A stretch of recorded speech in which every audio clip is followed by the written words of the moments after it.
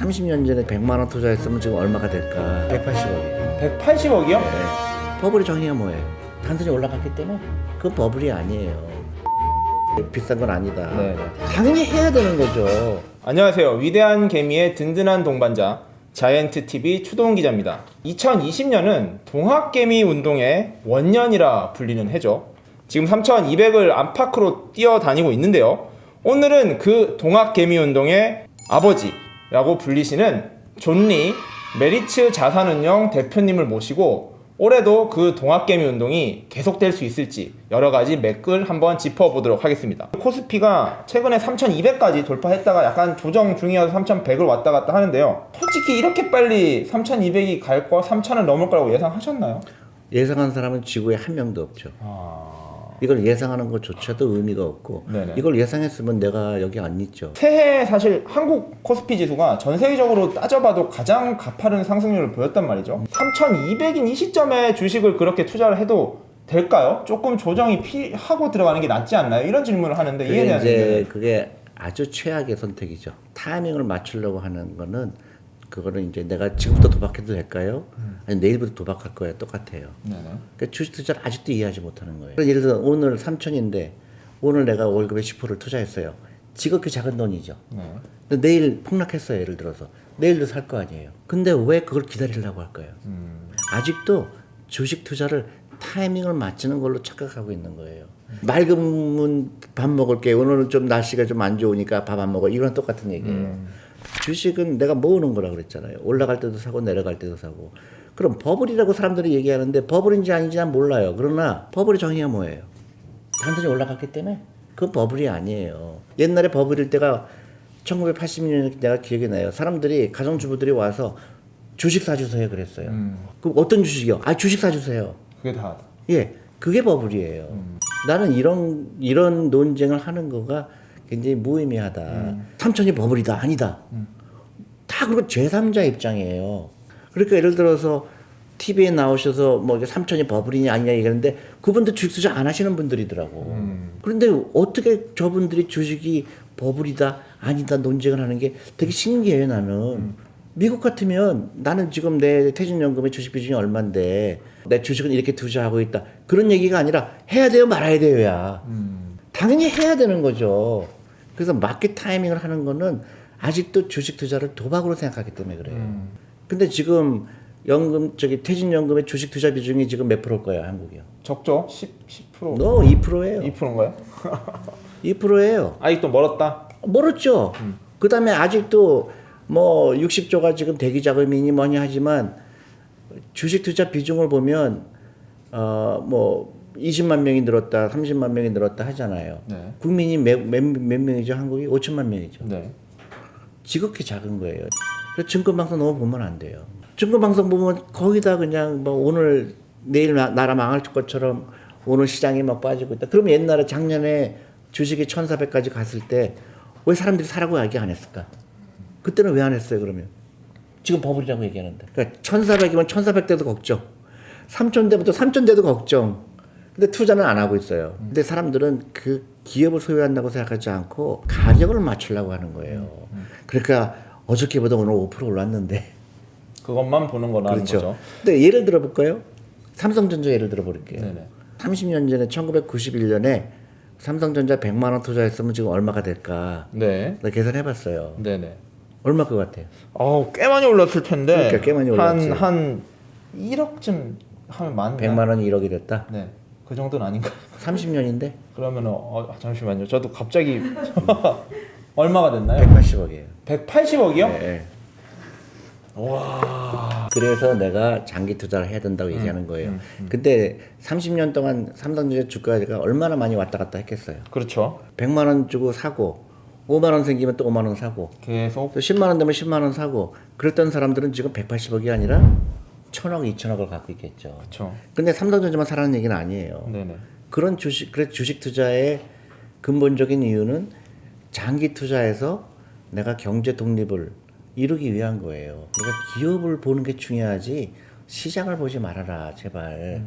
그래서 금융 산업이 그 나라의 미래를 결정짓는 거예요. 그래서 미국은 계속 미국은 강대국을 유지할 수 있었던 거고 이거를 이해하지 못한 일본은 완전히 정반대 길을 가는 거죠. 일본은 뭐예요? 돈이 있으면 벽장에 넣거나 아니면 부동산을 하거나 둘 중에 하나였어요. 그렇죠. 그 결과가 참혹하죠. 네, 부동산 버블이 꺼지고 그렇죠. 경제가 전반적으로 침체로 그렇죠. 가버린 왜냐하면 거죠. 기업에 네. 돈이 안 들어가니까. 그 새로운 기업이 일본은 없잖아요. 네. 새로운 기업 기억나는 거 있어요? 토요타 하나 있죠. 그것도 옛날 기업이죠. 그럼 중국 같은 경우에는 대학생의 40%가 창업을 한다고 그래요. 한국은 10%쯤 그것도 안 돼요. 안 되나요? 네, 3%, 4%? 그러니까 결국에는 금융문맹 탈출하는 게 국가 전반적인 시스템 개혁과 국가 구조, 그 다음에 산업 구조 그렇죠. 개혁까지 다 또 이어진다 이 결정적으로 말씀이신 거죠. 빈부의 격차가 줄어들게 되고 노인층의 빈곤율이 줄어들게 되고 젊은 사람들이 희망을 갖게 되고 그 다음에 사회적으로 해피한 사람들이 많죠. 네, 만약에 좀 국내 시장 올해 조정이 온다면 혹시 무슨 대외 변수라든지 언제쯤 오겠다 이런 거에 대한 의견이나 생각이 좀 있으실까요? 그걸 알면 여기 안 나왔죠. 그건 알 수가 없고 네. 다만 진짜 버블을 걱정해야 될 건 저는 미국 시장이에요. 애플만 보더라도 애플이 뭐 비싸다 싸다는 걸 떠나서 애플 주식 하나가 한국 시가총액 전부 다 합한 것보다 더 커요. 나 같으면 한국 주식이 훨씬 싸다고 생각할 것 같거든요. 아무리 애플이 좋아도 어떻게 시가총액이 한국보다 클까?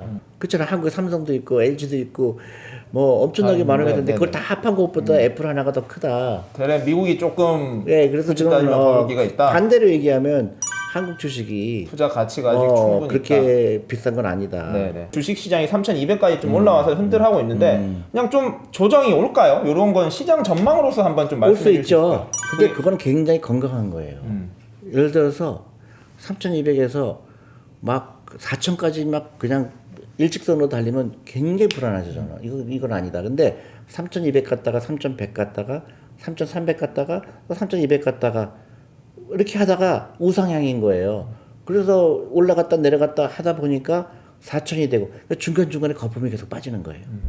그게 굉장히 건강한 거예요. 전리 대표님 하면은 작년 가장 화제를 모았던 게 월세 살고 주식을 해라. 무슨 집을 사냐. 사실 이 말이 가장 파급력이 컸거든요. 아우, 악플도 엄청 많았죠. 그렇죠. 예, 그게 말이 되냐라는 네, 말부터 말이 악플도 돼. 많았고, 맞아. 뭐 그것뿐만 아니라 커피도 마시지 마라, 사교육 하지 마라, 그걸로 주식해라 이런 말씀이 작년에 가장 키워드였던 것 같아요. 자, 2021년도 그 말 여전히 유효할까요? 2021년이 아니라 2050년까지도 유효하죠. 부동산을 사지 말라고 한 거를 사람들은 딱 그것만 듣고 막 저를 공격하기도 하고 너무 괴로웠어요. 왜 그렇게 사람들이 그렇게 과잉 반응을 할까? 내가 얘기하는 거는 한국의 가장 큰 문제는 자기 자산의 80%가 부동산이라는 게 굉장히 심각한 문제예요. 네. 만약에 부동산 시장이 일본처럼 만약에 하락이 되면 너무나 많은 사람들이 그것 때문에 고통을 하게 된다. 근데 젊은 사람들이 이제 돈이 없잖아요. 네. 젊은 사람들 돈이 없는데 왜 집을 사는 걸 먼저 걱정을 할까? 그게 되게 나한테는 신기한 거예요. 집에 대한 집착을 버려라. 그리고 월세하고 집을 사는 거하고 어느 게 유리한지를 따져라. 근데 월세가 한국이 훨씬 싸요. 근데 사람들은 월세는 버리는 돈이라고 생각하고 집은 무조건 올라갈 거라는 막연한 기대를 갖고 있는데 그게 소위 얘기해서 금융 문맹이에요. 아, 돈을 이해하지 못하고 있구나. 그러니까 예를 들어서 내가 10억짜리 집을 사는 사람이 있고 그러면 월급쟁이가 어렵게 돈을 모아서 집을 샀을 때는 그때는 딱 내 노후 준비를 하다가 어느 순간에 딱 스탑한 거와 똑같은 거예요. 돈이 일하지 않는 거거든요. 부동산은. 예를 들어서 내가 재산이 100억인데 그중에서 20억을 집을 사는 거는 전혀 문제가 안 돼요. 근데 월급쟁이는 돈 없잖아요. 네네. 그래서 그 돈을 가장 열심히 일하게 하는 수단이 주식인 거예요. 월세는 나쁜 거라고 생각하는 사람이 거의 국민의 대부분이니까 월세가 싸요. 네네. 그래서 내가 구체적인 얘기까지 했잖아요. 집값의 5%가 1년에 월세라 그러면 비슷한 거다. 집을 사는 거나 월세를 사는 거나 큰 차이가 없다. 한국은 월세를 살면 저 사람 좀 가난하구나. 인식이 그렇죠. 인식이 네네. 저 사람 좀 어려운 모양이다. 그게 아니에요. 나한테 유리한 게 뭔가를 따져야 되는데 20대가 되면 지금부터 노후 준비해야 돼요.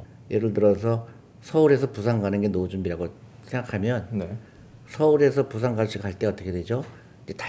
차를 몰고 가야 네네. 되잖아요. 출발 안 해요. 서울에만 머물러 두려운 거예요. 그러니까 또 이 얘기 저 얘기 하는 거예요. 주식하면 안 된다. 또 뭐 부동산이 어떻다. 그렇게 막 우왕좌왕 하는 거예요. 그렇게 하는 사이에 대전 가고 대구 가고 할 수 있는데 안 가는 거라는 그러니까 거죠. 출발하고 달려야 되는데 자꾸 이제 잘못된 금융 지식이 있는 거예요. 주식은 사고 파는 거다. 그렇게 샀다 팔았다 하고 그냥 브레이크 잘 밟다가 또 액셀레이터 밟았다가 막 하고 그 다음에 또 부동산을 사야 된다니까 또 갑자기 부산 쪽으로 가다가 어디로 빠지냐 수원쯤에 빠지는 거예요. 더 잘못된 사람은 뭘까? 명품백 사는 사람들, 자동차 비싼 거 사는 사람들 이제 사회생활 해놓고 평양 쪽으로 가는 거예요. 평양 쪽. 평양 쪽으로. 결국엔 그 20년도에 말씀하신 그게 여전히 유효하다. 당연하지. 말씀이시잖아요. 예, 근데 이럴 때가 있어요. 미국에서도 제가 집을 샀을 때 경험하면 월세를 사는 것보다 집을 사는 게 훨씬 유리할 때가 있었어요. 그래요. 네. 왜냐하면 집값이 폭락했어요. 그래서 내가 월세를 내서 한 달에 100만 원 내잖아요. 내가 집을 10%만 그 다운페이라고 그러죠. 내가 만약에 10억짜리 집인데 1,000만 원. 네. 1,000만 원만 있으면 은행에서 9천만 원을 빌려줬어요. 네네. 그래서 그 이자하고 원금을 갚는 게 월세보다 더 싼 거야. 그럴 때는 집을 사는 게 맞는데 그렇죠. 그게 아니라면 월세를 사는 월세가 게. 훨씬 유리해. 대표님은 그럼 월세 살아보신 적 솔직히 있으세요? 거의 월세를 살았지. 어. 미국에 살 때는. 미국에 살 때는. 네, 거의 월세를 살았고 이제 결혼하고 그때 마침 월세를 살까 집을 살까 했는데 그때 마침 그 미국의 주택 시장이 완전히 폭락을 왔었어요. 네. 그래서 그 집마다 아파트마다 사인이 붙었어요. 네. 월세를 사는 게 더 불리하다. 집을 사라. 그때 그 집을 샀죠. 그때 샀었고요. 그렇죠. 네. 과정이 있는 거예요.